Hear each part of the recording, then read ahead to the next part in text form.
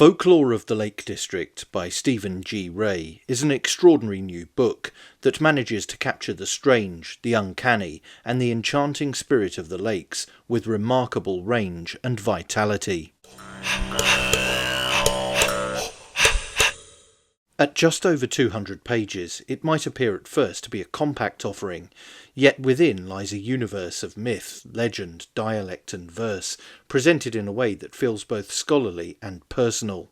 Mr. Ray, a practicing druid and the so-called Bard of Cumberland, approaches his subject with the passion of one marinated in the traditions of the land, and the result is a book that reads like a living encounter with the folklore of Cumbria and its picturesque and mysterious surroundings. The structure is one of the book's great strengths, for Mr. Ray has not only gathered ghost stories and folk tales, but organised his material into rich, distinctive sections that allow the reader to appreciate the breadth of the enchanting local folk tradition. Entire chapters are devoted to bird, animal, plant and tree lore, each filled with strange details and curious associations that reveal how deeply entwined the natural world was with the beliefs of past generations. Equally fascinating are the sections on folk medicine, obscure dialect words, songs and dances, where the author shows how cultural memory is captured and preserved in everyday language, healing practices, and continuing communal celebrations. Alongside these are explorations of Druidic tradition and Arthurian legend, woven into the fabric of lively Cumbrian lore that calls to mind universal themes that persist and flourish to this day. It is our island story within one region. The book's jaunty but careful arrangement makes it a delight to read, either from start to finish or, as I opted, in smaller forays, dipping into a chapter on trees one evening and turning to witches or water spirits the next. Each section feels self-contained but contributes to a wider sense of the Lake District as a landscape bristling with mythic resonance. In places, the text has an intimate, almost incantatory quality, as though the author himself were speaking by the fireside or on a windswept hill to a gathered throng, as befits a druid.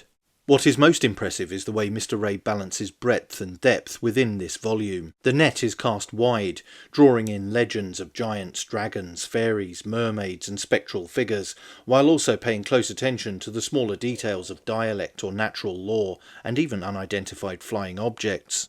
The effect is to create a work that feels encyclopedic in scope without ever becoming dry or overwhelming.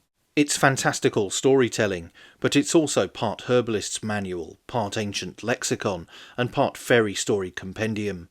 The reader is taken along for the ride by the sheer variety and enchantment of the material, which together paints a picture of a region alive with arcane presences just behind the hedgerows and a living cultural memory.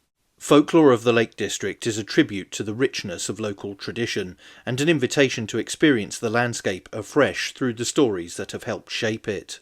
And it's not parochial, because many of these entities exist in folklore throughout the United Kingdom. I, for one, love to delve deeply into the local folklore of new places I visit, and this lovely book allows you to do so for the breathtakingly beautiful Lake District. It is a wide-ranging, deeply engaging and well-structured tome, which achieves a depth and resonance that few larger volumes could match. It definitely gets 2 thumbs up from me. But that's it for this video. Don't forget to like, share and most importantly subscribe. And you can also support the channel on Subscribestar via the link in the description or via YouTube Super Thanks. Thanks for watching. Bye for now.